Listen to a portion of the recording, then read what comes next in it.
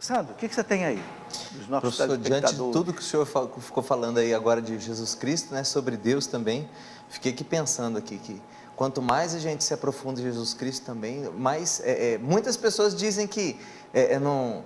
Outro dia eu vi um comentário numa notícia sobre o discurso do Papa no Natal. E uma pessoa fazia um comentário lá embaixo, dizia que religioso nenhum é digno de alguma consideração intelectual. Eu fiquei pensando, meu Deus, é um exercício intelectual você acreditar em Deus. Até tem aquele livro também do senhor que eu já li, Fé e Ciência, né? Como que fala da criação do universo, tal. A gente vai vendo das misteriosas coincidências que muitos cientistas veem como acaso, mas existe alguns cientistas lá, né, a comunidade científica, que vê aquilo ali como a mão de Deus. Sem dúvida. Então, assim, muitos, né? Exatamente. Então, assim, até essa crença na existência de um Deus, e diante de tudo que o senhor falou aí, os racionalistas, né, que se dobraram diante daquilo, porque exatamente na essência de Jesus que está a essência do ser humano, né? E a gente vai O que eu acho interessante, Sandro, é o seguinte: quando a gente vê esses racionalistas que não acreditavam em Deus, tanto é que eles entronizaram a deusa da razão na Catedral de Notre-Dame de Paris e fizeram uma festa dentro da catedral, o que foi inclusive uma profanação. Esses homens não duvidavam da existência de Jesus Cristo, como muitos hoje duvidam. Será que Jesus existiu? Esses homens não duvidavam. E pelo contrário, ainda diziam, não houve ninguém na face da terra como Jesus. É o suprassumo da humanidade. Vocês entenderam? E aí que eu queria fechar, como o padre fecha aqui, sem querer contar todo o livro, porque o livro tem muito mais coisa, né? Ele diz assim, ele fecha dizendo assim, das duas uma. Eu já falei isso aqui, vou repetir. Ou Jesus Cristo era um doido varrido, um lunático, um farsante, um mentiroso, ou então ele era Deus. Não tem meio termo. Porque um homem que chega e diz assim, eu sou a luz do mundo, quem não anda comigo anda nas trevas. Espera aí, esse cara ou é um doidinho, que não sabe o que está falando, ou então é Deus. Concordam comigo? Eu sou o caminho, a verdade e a vida. Ele não disse eu sou um caminho, uma verdade, uma vida, não, eu sou o único, a vida única. Espera aí, ou esse cara é um doidinho, ou ele é Deus. Ou ele tem razão. E mais coisa que Jesus disse, falou para os judeus, se vocês não acreditarem em mim, vocês vão se perder. Não é? Quem não está comigo está contra mim. Quem é que é capaz de dizer isso, gente, de nós? Ou é um doido, um lunático, ou então é Deus. Quem não come a minha carne e não bebe meu sangue não terá vida eterna. Espera aí, é maluco ou é Deus? Mas espera aí, então o padre Laburu diz maluco ele não é, porque os racionalistas disseram que ele foi o suprassumo do ser humano, não era maluco, não era lunático, não era farsante, não era mentiroso. Então o padre conclui, só tem um jeito, é Deus. É bonito, né? Na matemática, a gente chama isso de provar pela exclusão do absurdo. Né? Na matemática, isso é um meio de provar um teorema. Você prova que é aquilo, ou então o resto é absurdo. Descarta o absurdo, você fica com a prova do teorema. É mais ou menos o que ele usou, né, na teologia, na filosofia. Mas tem muito mais coisa.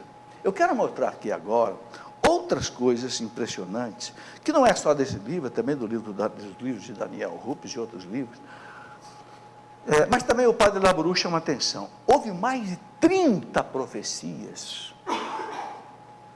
mostrando o que ia acontecer com Jesus.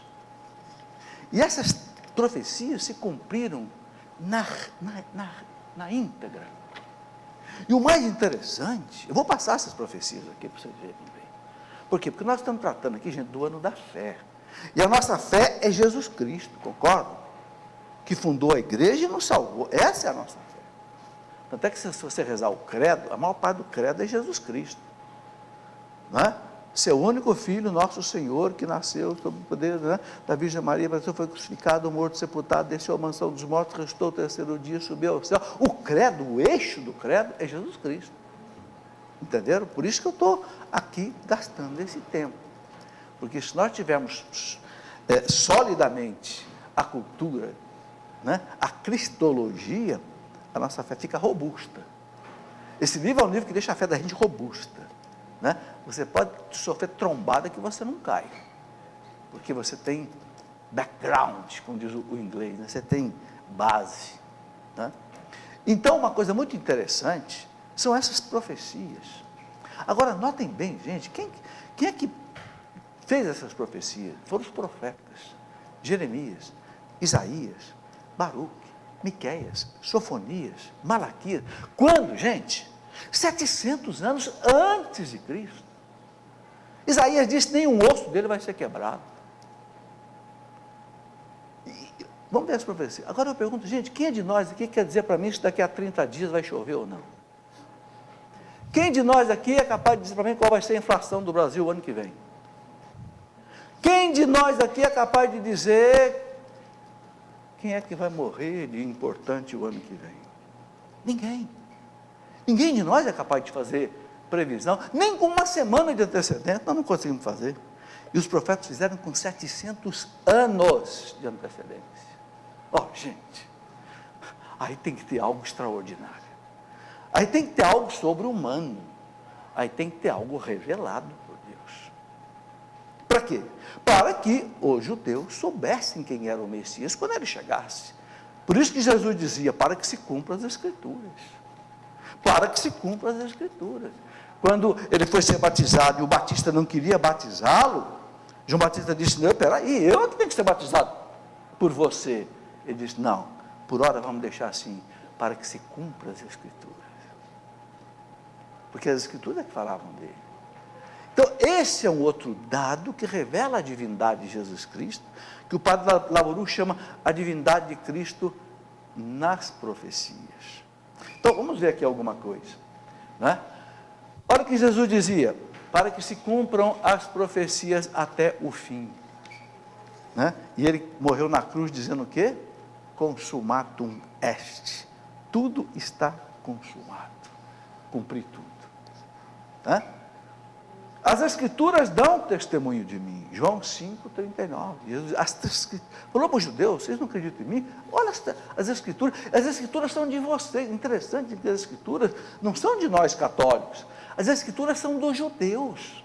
Santo Agostinho dizia: não somos nós católicos que guardamos a prova da divindade de Jesus. São os judeus que guardaram. Vamos, pode passar. Mais de 30 predições se cumpriram rigorosamente. 5 séculos antes de sua vinda, já tínhamos a descrição dos traços do Messias, como comentou Santo Agostinho. Santo Agostinho fez o seguinte comentário, olha que interessante, ele disse assim: não nós católicos, mas os judeus são os conservadores desses livros que são nossos. Quando queremos demonstrar que Jesus Cristo foi profetizado, apresentamos esses livros aos pagãos, as Escrituras, mas não fomos nós que guardamos as Escrituras, foram os judeus que guardaram 700 anos. E a fim de que os obstinados em não crer, não viessem dizer no que tais livros foram por nós compostos e adaptados ao acontecido, agindo assim como falsificadores, né? Como para que ninguém dissesse que nós católicos é que inventamos essas profecias, não fomos nós que guardamos, foram os judeus. Estão entendendo o que Santo Agostinho está dizendo? Vai. Precisamente por isso, podemos convencê-los. Convencê-los quem? Aos pagãos. Vocês estão entendendo o que Santo Agostinho está dizendo? As Escrituras que nós mostramos para vocês, pagãos, para mostrar que Jesus é o Messias, não fomos nós que guardamos, que escrevemos, foram os judeus, que nos perseguiram, né? Com evidência de que tal não é assim, porque todos esses livros em que Jesus Cristo está profetizado, todos estavam séculos antes da vinda de Cristo, em poder dos judeus, eles são seus guardiões. O padre Lavuru cita isso na página 30. Bom, vamos em frente. Agora que eu mostro algumas dessas 30 profecias, não vou mostrar todas por causa do tempo, mas vejam como o Messias foi profetizado milimetricamente. Vejam, vamos recordar algumas coisas. Nós todos já lemos a Bíblia, lembramos dessas coisas, não é? Ele descenderá de Isaac. Olha, gente, de Isaac, de Jacó, da tribo de Judá, da família de Davi. Veja bem, Veja bem que Isaac, filho de Abraão, Isaac gerou Jacó, mas Jacó tinha 12 filhos, eram as 12 tribos, Zabulon, Neftali, Asser, etc., Judá, Benjamim, José. O profeta diz, vai ser da tribo de Judá que ele vai nascer, da família de Davi. A tribo de Judá era cheia de gente, vai ser de Davi. Ela foi apontando assim, ó, pá, e não aconteceu isso? José da tribo de Davi. Porque para o judeu, quem dava a genealogia não era a mulher, era o homem. Aí tem que entender a cultura judaica. Como José era pai de Jesus, por adoção legal, ele deu a descendência de Davi a Jesus, porque ele era da tribo de Davi. Maria também era, era da tribo. Aí aparece a palavra José, porque para o judeu a descendência vem pelo homem, não vem pela mulher. Bom, ele nascerá de uma virgem. O profeta Isaías, 700 anos antes de Cristo. E nasceu de uma virgem. Não cessará o poder supremo da tribo de Judá enquanto não vier o Messias. Está lá em Gênesis 49. Lá o Gênesis já falava isso, da previsão do Messias. Um renovo sairá do tronco de Jessé. Quem é Jessé? Pai de Davi. Pai de Davi. E um rebento brotará de suas raízes, sobre ele repousará o Espírito do Senhor. Então os profetas já foram talhando direitinho a figura do Messias. O profeta Daniel profetizou que ao findar 70 semanas de anos se daria a prevaricação do povo, quer dizer, o povo ia adorar aqueles deuses todos, ia ser levado para o Egito, seguindo-se a morte do Messias. Isto se cumpriu. Claro que isso aqui exige uma explicação mais detalhada, que eu não vou entrar por causa do tempo.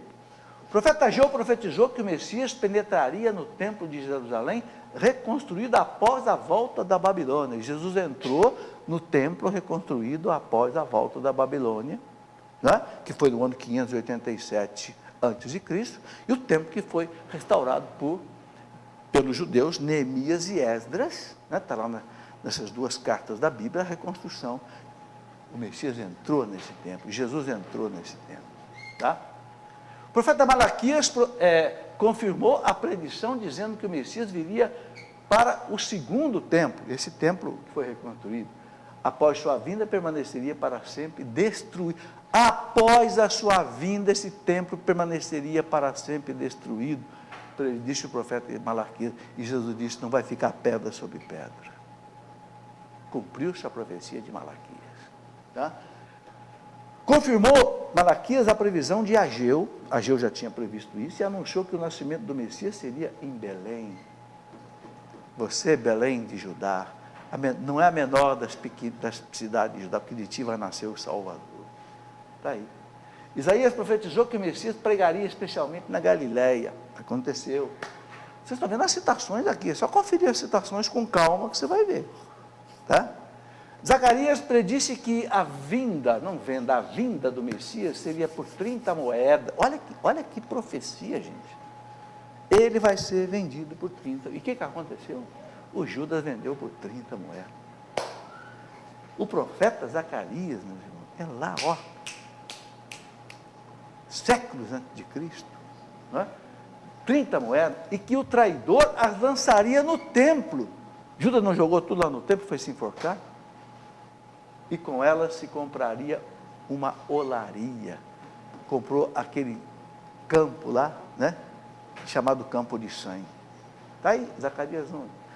Os salmos então anunciaram o Messias de muitas maneiras. Os salmistas anunciaram que o Messias seria despojado de sua túnica, dividida por sorteio entre os soldados. Vê lá o Salmo 21. O que mais? Seria morto com mãos e pés transpassados por cravos. Está lá no Salmo 21, 17. No suplício da cruz sofreria sede, a língua colada ao paladar, e lhe daria um vinagre para beber. Está tudo nos Salmos, direitinho. Todos zombariam dele na cruz, esperou no Senhor, livre-o, salve-o, se é que o ama. O salmista já dizia quanto, gente, a maioria dos salmos é de Salomão. Salomão é do ano 1000, ou seja, 1000 anos, né? De profecia. Zacarias completa anunciando que permaneceriam a olhar o cadáver aqueles mesmos que o haviam atravessado com suas lanças. Isaías predisse que o Messias seria apontado como malfeitor e entre eles colocado, né? O Isaías 53, seria condenado à morte, haveriam de esbofeteá-lo, açoitá-lo e nele escarrar. Isaías 50. Seria despojado de sua túnica, dividida por sorteio de soldados, seria morto, etc. Já passei isso, né? Vai. Na cruz, sofreria ele o tormento da sede, a língua e tal, também já passei, já coloquei. Todos quantos viam cravado, enfim, gente, são mais de 30 profecias. Pode ir passando aí, para as pessoas vendo aí no seu computador, vendo aí no seu televisor, né? Outras, pode ir passando, outras profecias. Olha que interessante essa daqui. O Messias seria traído por um amigo. Salmo 41, 9, Salmo 55, cumprimento exato, está lá em Mateus 10, 4, João 13, 21. Então aqui eu jogo a profecia e o cumprimento dela. Pode passar. Seria vendido por 30 moedas, aqui está a profecia, aqui está o cumprimento. As 30 moedas seriam lançadas no tempo, aqui está a profecia, aqui está o cumprimento. Para a gente ver que a coisa fechou. Entende? Por quê? Porque Deus precisava deixar bem claro para a humanidade quando o Messias chegasse, para que não duvidasse. As Escrituras falam de mim, Jesus disse, é preciso que se cumpra as Escrituras. Gente, tem algo de divino nisso. Não é possível tantas profecias com séculos de antecedência baterem, fecharem exatamente. É aí que esse padre enxerga a divindade de Cristo nas Escrituras, na profecia. É muito bonito tudo isso, né? Passa mais um pouco, Wesley. O Messias ficaria mudo diante dos seus acusadores. Ele foi oprimido e humilhado, mas não abriu a boca. O profeta Isaías, está aqui o cumprimento, né? Depois, seria açoitado e ferido. O Messias seria esbofeteado e cuspido. Aqui é um outro quadro que eu apresento, a profecia e o cumprimento dela. Seria escarnecido, suas mãos e pés seriam transpassados, né? Seria crucificado entre os malfeitores, um ladrão de cada lado, um malfeitor de cada lado. Ele intercederia pelos seus algozes, Pai, perdoai-lhes, não sabem o que fazem. É impressionante, quando a gente lê essa lista completa, isso me deu um trabalho danado, viu, gente? Isso aqui não está tudo nesse livro aqui, não. Isso aqui, ó, como dizia um professor meu, eu tinha um professor de ciência que dizia, essa paginazinha aqui de papel não vendo nem por 7 moedas de ouro, porque me custaram muitas noites em claro, né? Mas vale a pena, sabe, porque isso deixa, gente, a fé da gente robusta, entende? A fé não vem só, né, de uma vida de caridade, sim, de uma vida de oração, sim, mas a fé vem também, aquilo que São Pedro disse, estar preparados para dizer aos outros a razão da sua fé. Tem muito jovem que se perde, vai para a seita, porque não conhece isso, meu Deus. Jovem, deixa eu te dar um conselho, leia este livro, Jesus Cristo é Deus, e depois leia esse livro, Porque Sou Católico, pelo amor de Deus, antes de você partir para uma seita, leia esses 2 livros, são fininhos, ó. Não é como esse aqui, os dogmas da fé, que é um calhamaço, não. Aqui já é a doutrina, aqui é depois que você tiver decidido, depois que você decidiu o caminho do Cristo, aí você lê esse. Por enquanto não leia não, que você vai assustar. Lê primeiro esse aqui bem fininho, deixa um pouquinho mais grosso, aí depois você pega os dogmas da fé, pode pegar o da Inquisição, aí você vai desbravando a floresta. Professor, e digo mais, leia, o jovem, né, leia até mesmo antes de entrar numa universidade, uma faculdade, né? Sim, porque na universidade, se o jovem não tiver uma fé robusta, o que eu chamo uma fé robusta? É uma fé consciente. Eu sei quem é Jesus, eu conheço Jesus, eu conheço a história de Jesus. Não vem mentir para mim que você não vai me enganar. Entendeu? Se você não tiver uma fé, o jovem vai para a universidade, coitadinho, mal sabe os 10 mandamentos, mal sabe quais são os 7 sacramentos. e chega lá, sofre aquela enxurrada de heresia, de ateísmo, de laicismo, fica com ódio da igreja, com raiva do Papa, querendo nunca mais entrar numa igreja para rezar. Faltou isso. O que diz o profeta Oséias? Oséias 4, 6, meu povo perece por falta de conhecimento. Profeta Oséias. Meu povo perece por falta de conhecimento. É o que o Papa está dizendo, o ano da fé é para isso. É para colocar essa doutrina. Entende? Quando eu vejo, gente, o vídeo que eu vi da PUC de São Paulo, como doeu no meu coração, gente, vi tantas moças bonitas, tantos rapazes bonitos, ali no meio daquela zombaria do Papa, sabe, eu fiquei sentindo aquilo que Jesus disse na cruz, Pai, perdoai-lhes, não sabem o que fazem.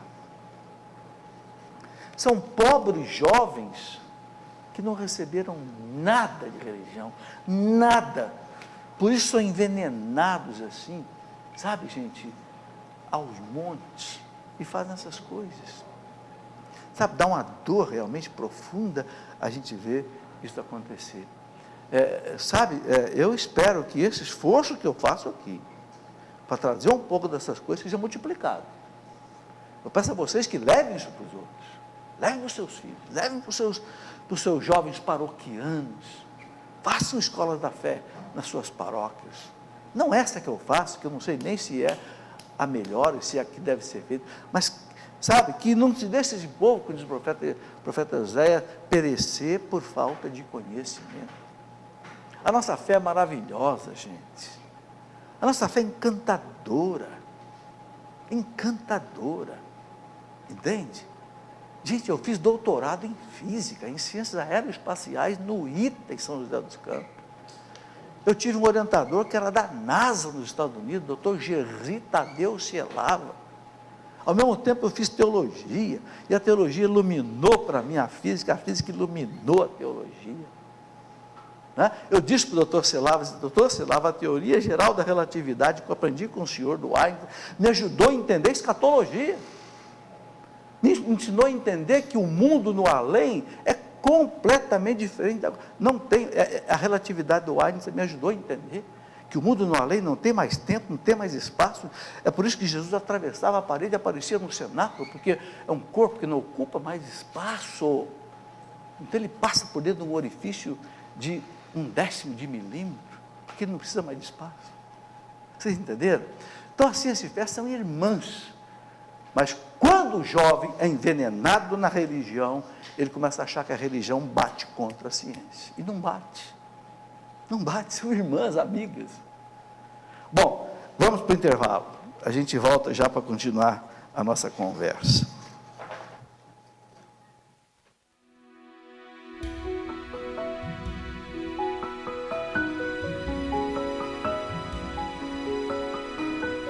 Amor tão grande